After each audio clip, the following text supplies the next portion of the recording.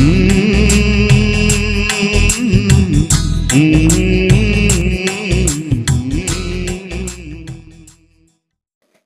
मसीह की। प्रभु यीशु मसीह का धन्यवाद हो, उसकी महिमा हो। वो महिमा और स्तुति के योग्य परमेश्वर है, जय जयकार के योग्य परमेश्वर है। परमेश्वर का कलाम सुनने से पहले इस छोटे से गीत को मेरे साथ गुनगुनाइए और उन वादों को जो खुदा ने अपने कलाम में किए हैं दोहराइए। यीशु का नाम मेरे प्राणों की रक्षा, मेमने का लहू मेरे घर की सुरक्षा।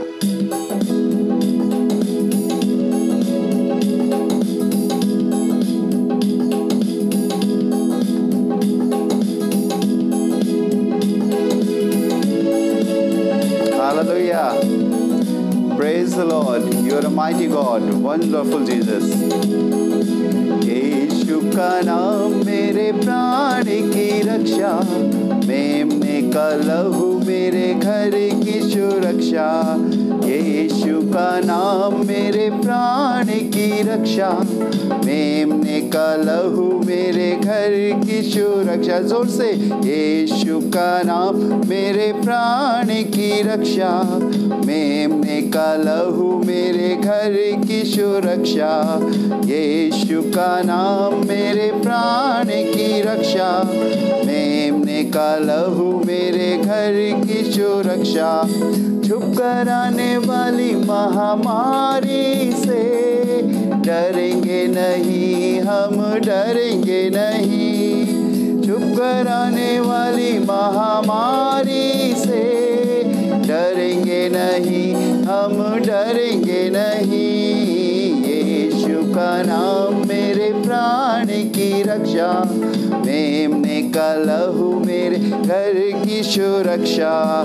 रोगों का भय और मृत्यु का डर, यीशु के नाम में हो अब दूर। रोगों का भय और मृत्यु का डर, यीशु के नाम में हो अब दूर। यीशु का नाम मेरे प्राण की रक्षा, मेमने का लहू मेरे घर की सुरक्षा। यीशु का नाम मेरे प्राण की रक्षा, मेमने का लहू मेरे घर की सुरक्षा। स्वर्ग की सेना हमें घेरे हुए है, स्वर्ग पिता हमें थामे हुए हैं। स्वर्ग की सेना हमें घेरे हुए हैं, स्वर्ग पिता हमें थामे हुए हैं। यीशु का नाम मेरे प्राण की रक्षा, मेमने का लहू मेरे घर की सुरक्षा। यीशु का नाम मेरे प्राण की रक्षा, मेमने का लहू मेरे घर की सुरक्षा। करते रहे यीशु नाम की स्तुति, भूल जाए रोगों के नाम सभी। करते रहे यीशु नाम की स्तुति, भूल जाए रोगों के नाम सभी। यीशु का नाम मेरे प्राण की रक्षा, मेमने का लहू मेरे घर की सुरक्षा। यीशु का नाम मेरे प्राण की रक्षा, मेमने का लहू मेरे घर की सुरक्षा। मेमने का लहू मेरे घर की सुरक्षा। हालेलुया। प्रभु यीशु मसीह का लहू जब हमारे ऊपर लगा होता है, शैतान और बीमारियां और उसकी सामर्थ हमसे दूर रहती है। परमेश्वर के वचन बाइबल में लिखा हुआ है, तुम्हारा छुटकारा नाशमान वस्तुओं के द्वारा नहीं, पर मसीह के बहुमूल्य लहू के द्वारा हुआ है। वो जीवित सामर्थी, हमें ज़िंदगी देने वाला, हमें बचाने वाला परमेश्वर है। और आज के इस बेहतरीन समय में मुझे बहुत अच्छा लग रहा है कि मैं आपसे मुखातिब हूँ खुदा के कलाम को लेकर, और मैं फिर एक बार आपसे कुछ बातों को, अपने अनुभव को बांटना चाहता हूँ। आपको अच्छा लगे, आप विश्वास कीजिए, आगे बढ़िए। और यदि आपको ऐसा लगता है कि शायद ये मेरे लिए उतना आशीषमय नहीं है, तो आप उसे छोड़ दीजिए। लेकिन हाँ, खुदा का कलाम जीवित है, सामर्थी है, जो आपको और आपके परिवार को जिंदगी आपके परिवार को छुटकारा और आपके परिवार को आपसे पिता से, अपने परमेश्वर पिता से मिलने का रास्ता बनेगा। बहुत सुनी सी आयत है जो हमने कई बार खुदा के कलाम से सुनी है, और आज के समय में मैं उसे आपके बीच में बांटना चाहता हूँ, शेयर करना चाहता हूँ, जो आपको मिलेगी यशायाह नबी की किताब, उसका 42वां अध्याय, उसके 20वें पद में। बहुत बार आपने ये सुनी होगी। मसीह यीशु के मधुर नाम में मैं आपको फिर एक बार सलाम कहता हूँ उन सारे मेरे सब्सक्राइबर्स को, मेंबर्स को, जिन्होंने इस चैनल के माध्यम से प्रभु के वचन को सुना, हर रोज़ मुझसे बातें करते हैं, प्रार्थना कराते हैं, अपनी बातों को मुझे बताते हैं, अपनी गवाहियों को मुझे बताते हैं, और मुझे बड़ी खुशी लगती है उन सब से मिलकर। और आज मैं फिर आपसे मिलकर, आपसे बातें कर कर बहुत खुश हूँ। आपका ज़्यादा समय नहीं लूँगा, आइए खुदा के कलाम की ओर चलेंगे। यशायाह उसका 42वां अध्याय, उसके 20वें पद को निकालेंगे। यहाँ लिखा है, तू बहुत सी बातों पर दृष्टि करता है परंतु उन्हें देखता नहीं, कान तो खुले हैं परंतु सुनता नहीं। यहाँ पे बंद आंखों का जिक्र नहीं है, और ना पर यहाँ पर बंद कानों का जिक्र है। यहाँ पर एक ऐसी बात का जिक्र है जिन पर हम अपनी निगाहों को, अपनी दृष्टि को लगाते हैं, लेकिन हम उन्हें देखते नहीं हैं। बहुत जल्दबाजी में बहुत सारी चीज़ों को लेकर हम आगे बढ़ने की कोशिश करते हैं, लेकिन जब जब हम आगे बढ़ते हैं, आगे बढ़ने की कोशिश करते हैं, कई बार खुदावंद के लोगों, जिन चीज़ों को हमें देखना है और ध्यान से देखना है, हम उन्हें देख नहीं पाते। हमारे कान तो खुले हैं, लेकिन कई बार हम उन बातों को अनसुनी कर देते हैं, और बाद में हम कहते, अरे वो हमारे सामने से निकल गई, वो हमारे सामने से गुजर गई, वो चीज हमारे सामने थी लेकिन हम उसको देख नहीं पाए। हाँ, निगाहें थी, दृष्टि उसी ओर थी, लेकिन देख नहीं पाए। कान तो खुले थे, लेकिन उस आवाज को हम पहचान नहीं पाए। कई बार खुदावंद के लोगों, मेरे और आपका मसीही जीवन भी ऐसा ही होता है। बहुत सारी चीजों पर हम दृष्टि करते हैं, बहुत सारे सेवकों को सुनते हैं, बहुत सारे कलाम को पढ़ते हैं, बहुत सारी दुआओं को करते हैं, लेकिन कई बार हम उन्हें देखते नहीं, कई बार हम उन्हें परखते नहीं, कई बार उससे हम अपने जीवन में आजमाते नहीं, और वो बातें आती हैं और चली जाती हैं, आती हैं और चली जाती हैं, और हम वैसे ही के वैसे रह जाते हैं। लेकिन मैं आज के इस अच्छे समय में आपसे एक बात करना चाहता हूं, जिन बातों की ओर आप दृष्टि कर रहे हैं, क्या आप उन्हें देख भी रहे हैं? जिस ओर आपके कान खुले हैं, क्या आप उन बातों को ध्यान से सुन भी रहे हैं? खुदावंद के लोगों, मैं आपको 2 लोगों से मुलाकात कराऊंगा, और मैं विश्वास करता हूं जब आप इस कलाम को सुनेंगे तो परमेश्वर आपसे बातें करेगा। हर एक वो चीजें जो हमारी आंखों को अच्छी लगती हैं, हर एक वो चीजें जो हमारे दिल को अच्छी लगती हैं, हमारे मन को अच्छी लगती हैं, हमारे लिए आशीषमय नहीं परंतु श्राप का कारण होती हैं। बहुत सारी बातों को जिन्हें हम सुनते हैं, कई दिनों तक अपने दिल में रखे रहते हैं। बहुत सारी बातें आशीषमय होती हैं, लेकिन बहुत सारी बातें हमारे लिए श्राप का कारण भी होती हैं। मैं आपको बताना चाहता हूं खुदा के 2 खादिमों के विषय में। इससे पहले कि मैं इस कलाम को आपके सामने रखूं, मैं चाहूंगा आप अपने आप को प्रभु के हाथों में, पवित्र आत्मा के हाथों में सौंपें, कि जब आप ये खुदा का कलाम सुन रहे हैं तो वो आपको समझने की भी शक्ति दे। क्योंकि यदि आप इसे समझेंगे नहीं तो ये वैसा ही हो जाएगा जैसे आपने कल सुना था या कुछ दिन पहले सुना था। मैं आपसे ही बातें कर रहा हूं, इधर उधर मत देखिए, अपनी आंखों को बंद कीजिए और 1 मिनट के लिए अपने लिए प्रार्थना कीजिए कि प्रभु ये कलाम, ये वचन मेरे लिए हो सके, मुझे समझ दे ताकि मैं इसे समझ सकूं और मैं तेरी दृष्टि में, तेरे वचन की दृष्टि में, तेरे अनुसार, तेरी पाक रूह की अगुवाई में अपने आप को आगे बढ़ा सकूं। गौर से सुनिएगा, परमेश्वर आपको आशीष दे। सुनिएगा, सबसे पहले मैं परमेश्वर के दास अब्राहम के विषय में आपसे बात करूंगा। खुदा के कलाम में खुदा का ये दास अब्राहम है। परमेश्वर के वचन में लिखा हुआ है, जब खुदा ने इसे बरकत दी, आशीष दी, इसके संग इसका भतीजा लूत भी है। इनको के पास बहुत सारे सोना, चांदी, रूपा, धन, दौलत, नौकर चाकर, जानवर बहुत सारे थे, बहुत कुछ इनके पास था। और जब ये बढ़ते गए तो इनके चरवाहों में लड़ाइयां होने लगी और इन्होंने आपस में बात करी कि संभव नहीं है कि अब हम एक साथ रह सके, हम अपने अपने लिए मार्ग को चुन ले। अब्राहम ने अपने भतीजे लूत से कहा कि तू पहले डिसीजन ले, जो तुझे अच्छा लगता है निगाह उठाकर वो चुन ले। और परमेश्वर के वचन में लिखा हुआ है खुदा के लोगों कि जब लूत ने अपनी निगाहों को उठाया तो उसने सदोम की वो तराई जो हरी भरी और सिंची सिंचाई थी उसने अपने लिए चुन ली और उस ओर वो अपने नौकर चाकर, अपनी पत्नी के संग वहां पर जाकर बस गया। लेकिन अब्राहम ने जब अपनी निगाहों को उठाया तो परमेश्वर ने उससे कहा, जहां तक तेरी निगाहें जाती हैं वो जमीन में तुझे और तेरे वंश को दे दूंगा। मैं चाहता हूं आप पढ़े खुदा के इस कलाम की आयत को जो आपको मिलेगी जेनेसिस या उत्पत्ति उसका 13वां अध्याय उसके 10वें पद में बहुत सुंदर लिखा है, सुनिएगा। तब लूत ने आंखें उठाकर यरदन नदी के पास वाली सारी तराई को देखा कि ये सब सिंची हुई है। जब तक यहोवा ने सदोम और अमोरा को नाश न किया था तब तक सोअर के मार्ग पर वो तराई यहोवा की वाटिका और मिस्र देश के समान उपजाऊ थी।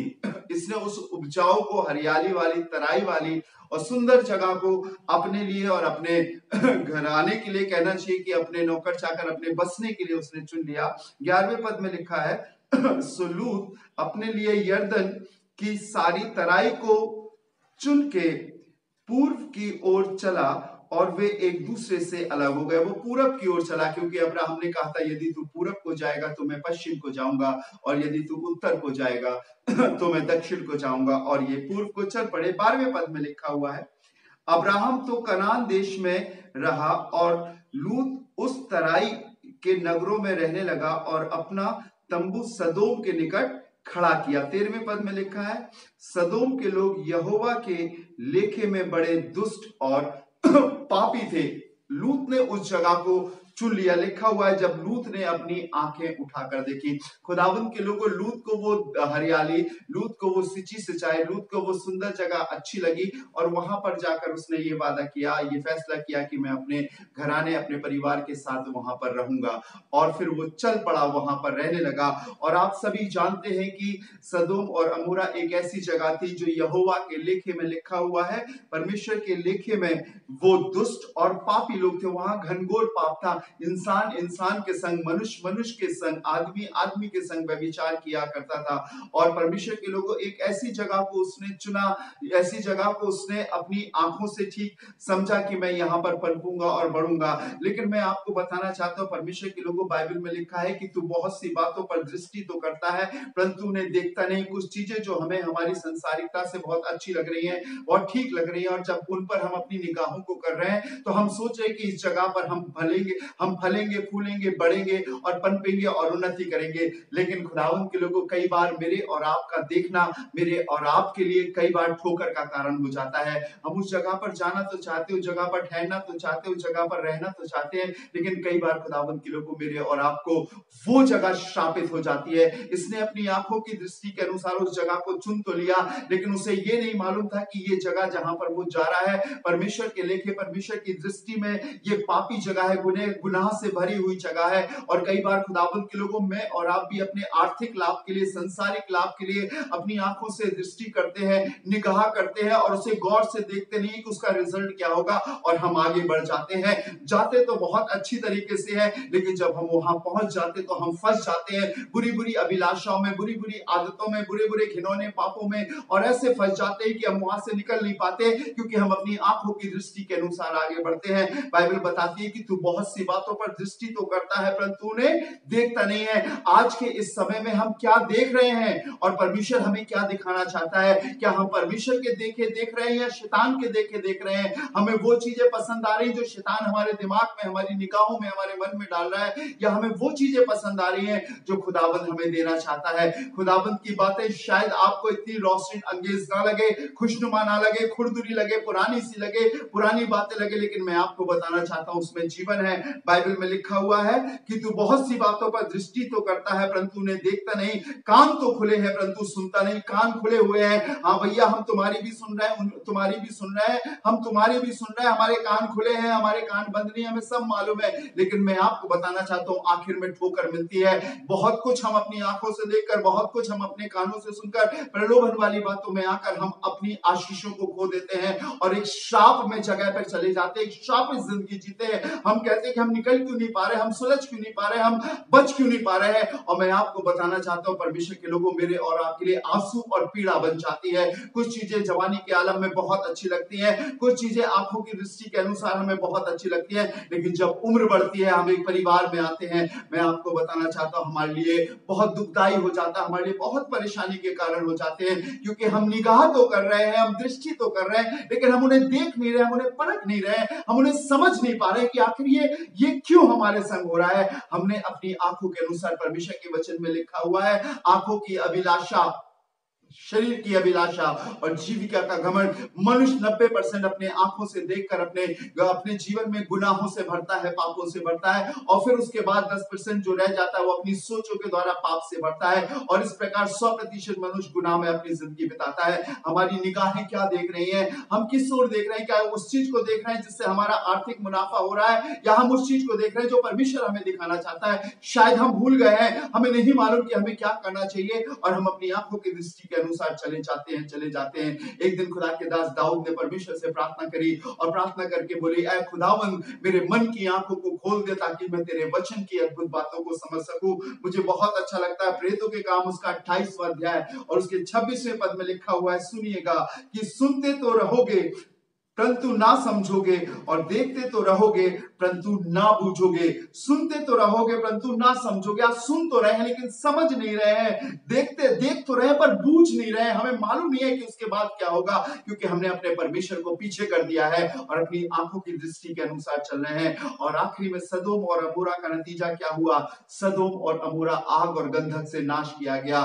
लूत बच गया, लूत की 2 बेटियां बच गई, लेकिन मैं आपको बताना चाहता हूं पूरा सदोम और अमोरा, वो तराई पूरी नाश हो गई, वो सारी चीजें नाश हो गई, वो सारी धन संपत्ति लूत की नाश हो गई। एक बड़ा आग का जलजला वहां पर आया और सब कुछ बर्बाद हो गया। लिखा हुआ है, जब अब्राहम ने बिहान को अपनी आंखें उठाकर देखी तो धधक से हुए भट्टे के साथ धुआं वहां पर उठ रहा था। सिर्फ इसलिए वो नाश किया गया। मैं आपको बताना चाहता हूं, परमेश्वर नहीं चाहता कि आप दुख के रास्ते पर चले, परमेश्वर नहीं चाहता कि आप परेशानियों का सामना करें, परमेश्वर चाहता कि आप उसमें होकर चले। दुख भी आए तो आप उन्हें हरा दे, परेशानियां भी आए तो आप उन पर जयवंत हो और आप आगे बढ़ते जाओ।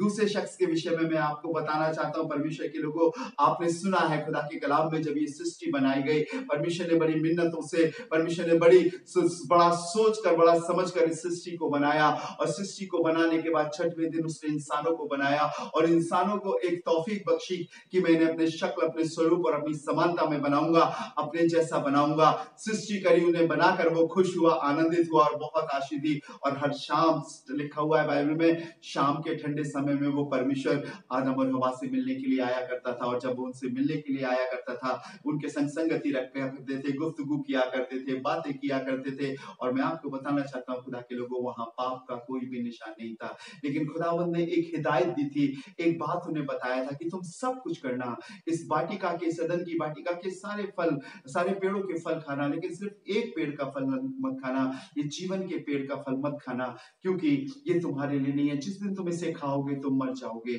और मैं आपको बताना चाहता हूँ, बहुत अच्छी जिंदगी गुजर रही थी।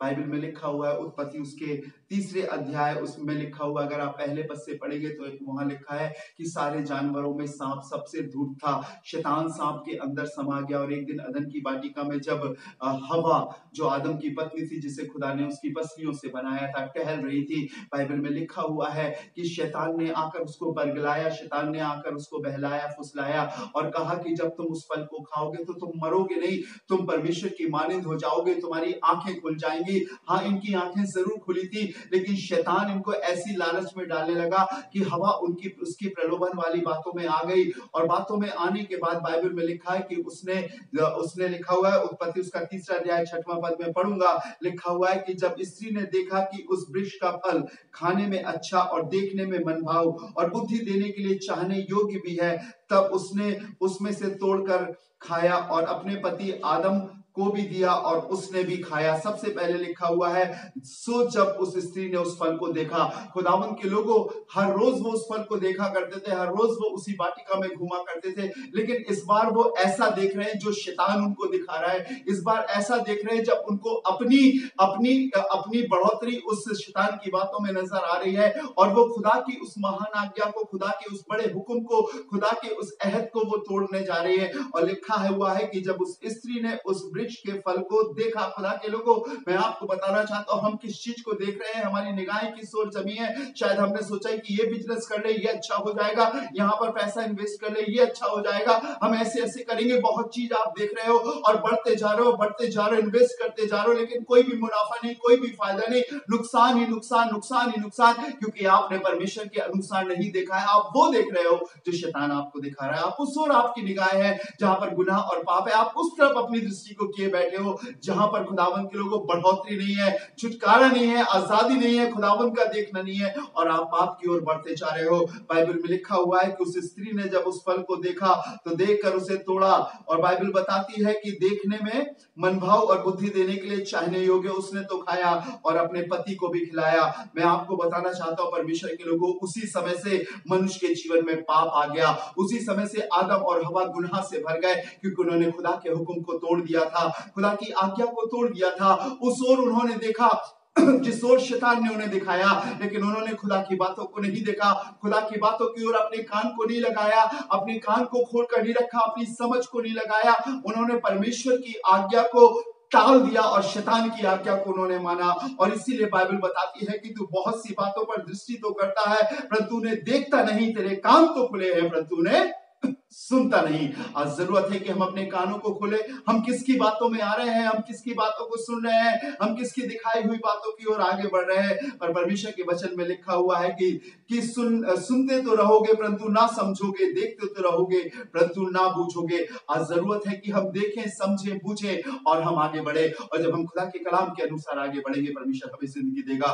आज से जब आप सुबह से उठने जा रहे हो, उठकर अपने घर के बाहर जा रहे हो, परमेश्वर से प्रार्थना करके पूछे, परमेश्वर जो चीज मैं देख रहा हूं क्या वो तू मुझे दिखा रहा है, या मेरे मन की अभिलाषा है, या शैतान मुझे दिखा रहा है। कहीं ऐसा तो नहीं मेरा देखना खुदावंद यीशु मसीह मेरे लिए गुनाह और मेरे लिए फंसने का कारण हो। कहीं ऐसा तो नहीं प्रभु यीशु मसीह मैं उन बातों को ना सुनकर, संसार की बातों को सुनकर तेरी आज्ञाओं को टाल रहा हूं। परमेश्वर के वचन की वो आयत मुझे बहुत अच्छी लगती है जो मैं आपके लिए पढ़ूंगा। नीति वचन की किताब उसका 4वां अध्याय उसके 25वें और 26वें और 27वें पद में लिखा हुआ है कि तेरी आंखें सामने ही की ओर लगी रहे और तेरी पलकें आगे ही की ओर खुली रहे। आंखें सामने की ओर लगी रहे और पलकें भी आगे की ओर खुली रहे। जिसने बनाया है उसकी ओर आपकी निगाहें रहे, जिसने आपको जीवन दिया उसकी ओर आपकी पलकें खुलती रहे।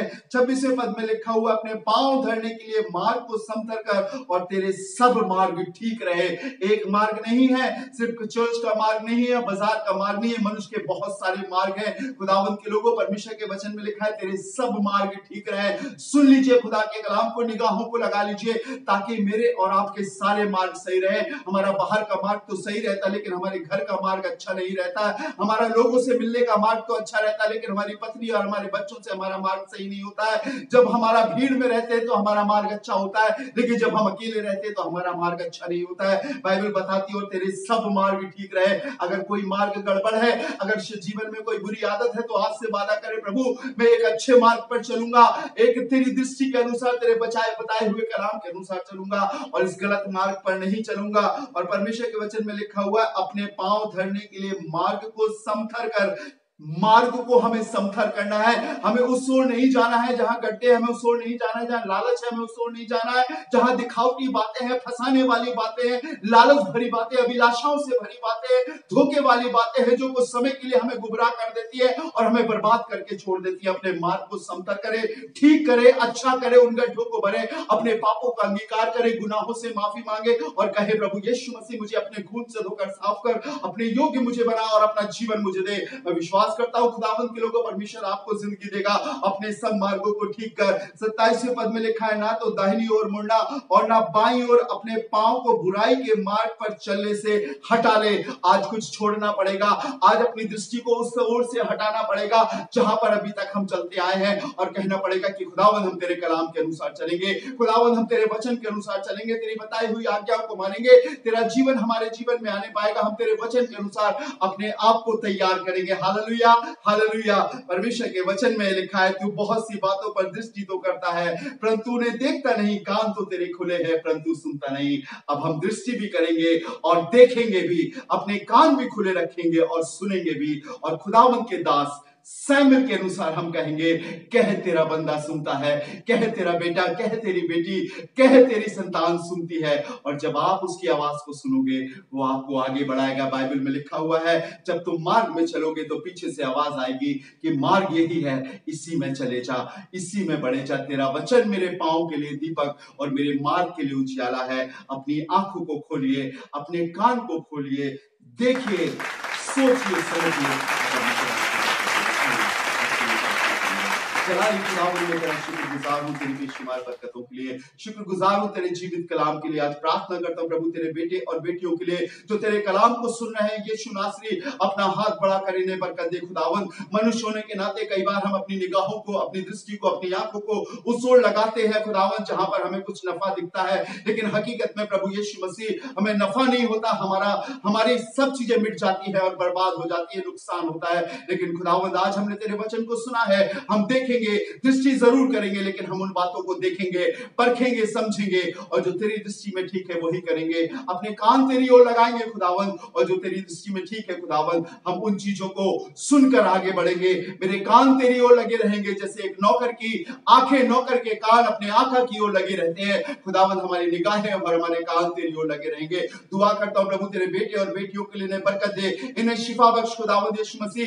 आज के इस समय में खुदावंद तेरे दास होने के नाते मैं प्रार्थना करता हूं उन लोगों के लिए जो बीमारी के बिस्तर पर है, जो हार्ट पेशेंट है, जिनके ऑपरेशन हुए, खुदावंद हाथ बढ़ाकर उन्हें छू और शिफा बख्श। यीशु मसीह नासरी के नाम के द्वारा, उसके खून के द्वारा, विश्वास करने के द्वारा उन्हें चंगाई मिलने वाली हो सके। प्रार्थना करता हूं प्रभु उन सारे मरीजों के लिए जो कोरोना पॉजिटिव है, हिंदुस्तान में है या हिंदुस्तान से बाहर है, प्रभु जो स्ट्रगल कर रहे हैं, इस महामारी के दौर में संघर्ष कर रहे हैं। यीशु अनुग्रह कर, उनके गुनाहों को माफ कर, उन्हें पश्चातापी जीवन दे और उन्हें शिफा बख्श ताकि वो उठ खड़े हों। प्रभु मैं प्रार्थना करता हूं उन बेटे और बेटियों के लिए जिनकी शादियां नहीं हो पा रही, खुदावंद अच्छे रिश्ते का इंतजाम कर ताकि प्रभु उनकी शादियां हो सके और खुदावंद एक अच्छा रिश्ता उनका घर बस सके। खुदावंद मैं प्रार्थना करता हूं खुदावंद यीशु मसीह उन लोगों के लिए जो प्रभु जी नशे में और बुरी आदतों में फंसे हैं, जिनकी पत्नियां रोती हैं, जिनकी बेटियां रोती हैं, जिनके हस्बैंड रोते हैं, खुदावंद जो शराब के नशे में, दुनिया के बुरे नशे में फंसे हैं, खुदावंद उन्हें आजाद कर, उन्हें दिखा, उन्हें बता कि ये नशे के द्वारा उनकी जिंदगी बर्बाद हो जाएगी,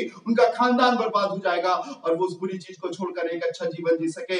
यीशु नासरी मेरी प्रार्थना है उन सभी लोगों के लिए खुदावंद जो आज इस संसार में बुरे पापों में फंसे हुए हैं, निकलना तो चाहते पर निकल नहीं पा रहे हैं। खुदावंद मौका दे खुदावंद उनको, ताकि प्रभु वो अपने गुनाहों से पश्चाताप कर एक अच्छी जिंदगी जी सके। खुदावंद मैं प्रार्थना करना चाहता हूं अपने देश के प्रधानमंत्री के लिए, अपने देश के मुख्यमंत्री के लिए, अपने उन नेतागणों के लिए प्रभु जी जो इस देश में आगे बढ़ रहे हैं, देश को चला रहे हैं। प्रभु अपनी समझ, अपनी बुद्धि और अपनी अक्ल इनायत कर ताकि खुदावंद ये आगे बढ़ सके, हमारा देश भारत खूबसूरत और सुंदर बन सके, सबका विकास हो सके, सब आगे बढ़ सके। इस कठिन परिस्थिति में खुदावंद वो तेरी सामर्थ को पहचान सके और यीशु मसीह तू उन पर दया कर सके। दयालु परमेश्वर मैं आपसे प्रार्थना करता हूं, अनुग्रह कर उनके जीवन को बना खुदावंद। जिन जिन कानों में ये आवाज जा रही है प्रभु यीशु मसीह के नाम के द्वारा तेरी आशीषें, तेरी बरकतें, तेरी शिफाएं उन्हें मिल सके और प्रभु यीशु के द्वारा वो बढ़ सके। धन्यवाद, धन्यवाद प्रभु, तेरा धन्यवाद हो दुआओं सुनने के लिए, प्रार्थना सुनने के लिए धन्यवाद हो। शैतानी आत्माओं में तुम्हें हुक्म देता हूं, लोगों के जिस्मों को छोड़कर निकल जाओ, वो आजाद हो सके, उनके घरों से निकल जाओ, उनके चौखटों से बाहर हो जाओ। अब ये यीशु के खून के खरीदे हुए हैं, खुदावंद यीशु मसीह के हैं और खुदावंद की बरकत का हाथ उनके जीवन पे बना रहे। प्रभु तेरे हाथों में सौंपता हूं, जलाली अनुग्रहकारी परमेश्वर सब कुछ आपके हाथों में सौंपता हूं। सारा आदर, सारी महिमा आपको देते हैं और इस दुआ को शुक्रगुजारी के साथ अपने जीवित उद्धारकर्ता खुदावंद यीशु के नाम से मांगते हैं। आमीन, आमीन, आमीन। Praise the Lord, hallelujah.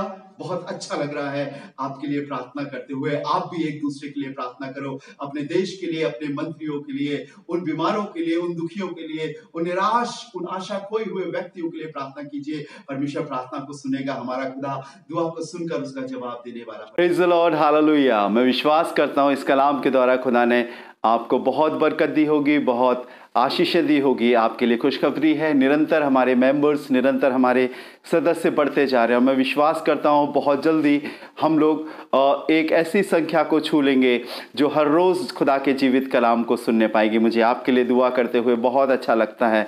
आप ज़रूर से इस चैनल को सब्सक्राइब कीजिए, लाइक कीजिए, शेयर कीजिए, अपने मिलने वालों को बताइए। और मैं विश्वास करता हूँ मेरे इस चैनल के द्वारा, आरजे काउंसलर के द्वारा परमेश्वर आपसे बातें करेगा। और इस कठिन परिस्थिति में जब सब कुछ बंद है, आप अपने घरों में प्रभु के जीवित कलाम को सुनने पाओगे, शिफा पाने पाओगे, अच्छे खुदा के डायरेक्शन में बढ़ने पाओगे। परमेश्वर आपको और आपके परिवार को बहुत बरकत दे। आइए खुदावंद के लिए जोरदार तालियां बजाएंगे।